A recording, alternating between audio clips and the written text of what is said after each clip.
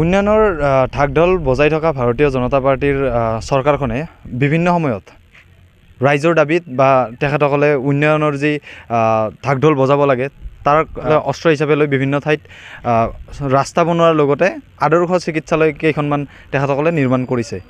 তাৰে ব্যতিক্ৰম নহয় জিয়াকুৰৰ যি আদৰ্শ চিকিৎসালয় আছে এই চিকিৎসালয়খনো জুলাই মাহৰ 2023 চনৰ জুলাই মাহৰ 20 তাৰিখে এই আদৰ্শ চিকিৎসালয়খন মুকলি কৰিছিল। ইয়াত উপস্থিত আছিল স্বাস্থ্যমন্ত্ৰী কেশৱ মহন্তৰ লগতে পলাশবাৰী সমষ্টিৰ বিধায়ক হেমাংগ ঠাকুৰীয়া তথা বহুজন লোক আৰু তেখেতসকলে আহি এই চিকিৎসালয়খন মুকলি কৰাৰ পিছত তেখেতসকলৰ ইয়াতে যিসমূহ অভাৱ আছে সেই অভাৱখিনি কেইমাহমান পিছতেই দূৰ কৰিম বুলি তেখেতসকলে প্ৰতিশ্ৰুতি দিছিল। লগতে তেখেতসকলে ইয়াত সভা পাতিছিল আৰু সভা পাতি তেখেতসকলে কৈছিল যে মাত্ৰ 2-3 মাহৰ ভিতৰত তেখেতসকলে সম্পূৰ্ণ এই যি জিয়াকুৰ ৰিজাৰ্ভ আদৰ্শ চিকিৎসালয়খন আছে এই আদৰ্শ চিকিৎসালয়খন তেখেতসকলে সম্পূৰ্ণ কৰি তুলিব ৰাইজৰ সুবিধাৰ্থে।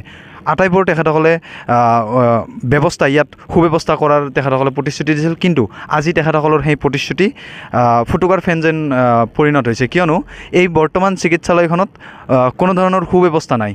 আচলতে এক্সৰে কৰা মেচিনৰ পৰা আদি কৰি আনকি ইয়াত বিদ্যুৎ সংযোগৰ যি ব্যৱস্থা আছে এই ব্যৱস্থাটো কিছু বিসংগতি থকা বুলি আমাক ৰাইজে জানিব দিছে। আৰু সেই সন্দৰ্ভতে আজি জানিবলৈ এই চিকিৎসালয়খনত কি কি সমস্যা হৈ আছে সেই আটাইবোৰ কথা জানিবলৈ আমি এই স্থানত আহি উপস্থিত হৈছোঁ। আমি আৰু লগত স্থানীয় লোকসকল আছে, আমি কিছু কথা জানিবলৈ চেষ্টা কৰিম। আচলতে কি ক'ব, এই চিকিৎসালয়খনৰ পৰা সুবিধা ইয়াৰে স্থানীয় লোকসকল আছে উপকৃত হোৱা নাই বুলি ক'ব লাগিব চিকিৎসালয়খনক লৈ, কি ক'ব? কি কি সমস্যা? সুবিধা আমাৰ হস্পিটেলখনত বহুত দিছিল। মডেল হস্পিটেল বুলি কোৱাৰ লগে লগে বিচনাৰ পৰা শিশুৰ পৰা গৰ্ভৱতী মহিলাৰ পৰা বা বিভিন্ন ধৰণৰ চিকিৎসাৰ কাৰণে যিখিনি সুবিধা লাগে গোটেইখিনি দিছে। কিয় ইয়াতে মানে মেচিন আনিছে, কিন্তু ইয়াতে মানে মেচিনটো ব্যৱহাৰ হোৱা নাই। ডক্টৰ যি হিচাপে থাকিব লাগিছিলে সেই হিচাপে ডক্টৰ থকা নাই। ইয়াতে নাইট চকীদাৰটো নাই।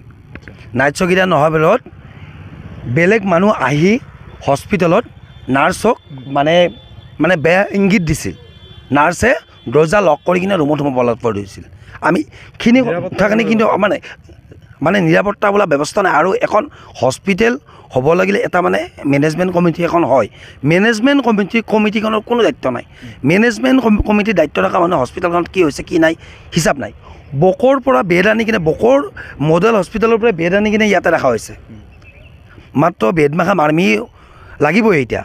লগতে আমাৰ ইমান ধুনীয়া শিশু এটা যেতিয়া জন্ম পোৱাৰ লগে লগে জণ্ডিছ হয়, তাক লাইটৰ পোহৰত ৰখা হয়। লাইটৰ পোহৰত ৰাখিবৰ কাৰণে আমাৰ এই দক্ষিণ কামৰূপত ব্যক্তিগত হস্পিটেলৰ বাহিৰে ক'তো এনেকুৱা ধৰণৰ সুবিধা নাই। এই জিয়াকুৰ মডেল হস্পিটেলখনত সুবিধা আছে, য'ত নেকি হাজিৰা কৰা মানুহ এজনক 1 লাখ 2 লাখ টকা এটা বাচ্চাক লাইটত ৰাখিবৰ কাৰণে মাটি বিক্ৰী হৈ হওক বা সুতীয়াকৈ লৈ হ'লেও ল'ব লগা হয়। কিন্তু ইয়াতে থকাৰ পিছতো ব্যৱহাৰ কৰিব পৰা নাই। গৰ্ভৱতী মহিলা এটাক যদি ইয়াতে লয় ডেলিভাৰী হয়, লাইটৰ ব্যৱস্থাটো লাইট নোহোৱা হৈছে। লাইট নাই বুলি ইনফৰমেশ্যন দিছে, কিন্তু শক্তি বিভাগৰ পৰা এইখিনিও মানে গম পোৱা নাই যে লাইটটো ইয়াতে লাগে। কিবা কথাত বাচ্চা এটা জন্ম পালে তাক যদি লাইটত যদি হিটত ৰাখিব লগা হয়, বাচ্চাটো ডেলিভাৰী হোৱাৰ পিছত 10 মিনিটৰ ভিতৰত না ক'ত যাই পাব লাইটৰ সন্মুখত? লাইটত যাই নাপাব। সেই অসমৰ যিগৰাকী মুখ্যমন্ত্ৰী কেতে স্বাস্থ্যমন্ত্ৰী হৈছে এতিয়া হিমন্ত বিশ্ব শৰ্মা ডাঙৰীয়াক এটা আহ্বান কৰিব খুজিছোঁ যে আমাৰ জিয়াকুৰ বাকী একচুৱেলি মানে দুখ হৈছে বহুত। কাৰণ এই ইমান ডাঙৰ এখন হস্পিটেল দিয়াৰ পিছত কোনো ধৰণৰ সুবিধা নোহোৱাটো এইটো বহুত লজ্জাজনক কথা।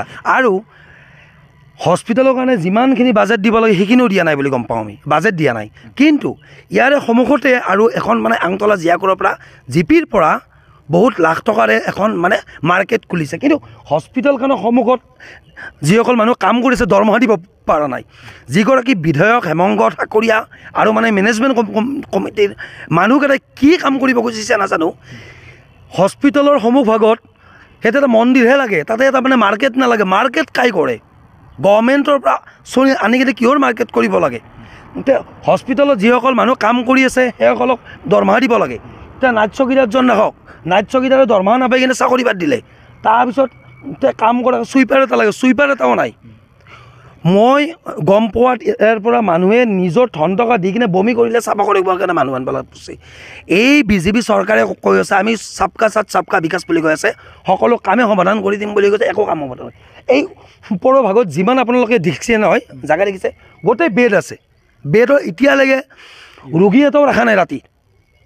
ৰাখিব কিয় পৰা নাই তেখেতসকলৰ কি সেই চিকিৎসা ৰাখিবৰ কাৰণে চাওক ৰোগী ৰাখিবৰ কাৰণে ডক্তৰ লাগে ডক্তৰ ৰখা হৈছে কিন্তু ৰোগীটো ৰখাৰ লগে লগে নাৰ্ছৰ সংখ্যা বহুত বেছিকৈ লাগিব ডক্তৰৰ সংখ্যা বেছিকৈ লাগিব কাৰণ এতিয়া ৰাতি এখন মানে যুদ্ধ হ'ল যুদ্ধ হোৱাৰ পিছত এতিয়া ৰাতি হস্পিটেললৈ হৈ গ'ল হস্পিটেল অকল ডক্তৰ আৰু নাৰ্ছ থাকিলে ডক্তৰ নাৰ্ছক সুৰক্ষা দিব পৰা ব্যৱস্থাও নাই তাৰ আৰু যদি বেড ৰাখিলে আপোনাৰ ডক্তৰ লাগিব নাৰ্ছ লাগিব সুবিধা লাগিব আজিৰ তাৰিখত জেনেৰেটৰটো ইউজ কৰিবৰ কাৰণে 1000 টকা না কিবা 1500 টকা যায় মানে 1 ঘণ্টাত লাইট নহ'লে সেই লাইটখিনি দিব পৰা ব্যৱস্থা নাই ডক্তৰ নাৰ্ছে লাইট মাৰি কিনে ৰোগী চাবলত পৰিছে তো সেনেকুৱা অৱস্থা আমি জিয়াকুৰত যোনটো আমি মানে জিয়াকুৰ বাকী যোনখন হস্পিটেল মোক পহৰ দিলে সেইখন আমি তাৰমানে বিজেপি চৰকাৰে মানে নিৰ্বাচনৰ আগমুহূৰ্তত সকলোকে একদম মানে ডাঙৰকৈ ক'লে আমি আপোনালোকক হস্পিটেল দিছোঁ আপোনালোকক আমি কি লাগে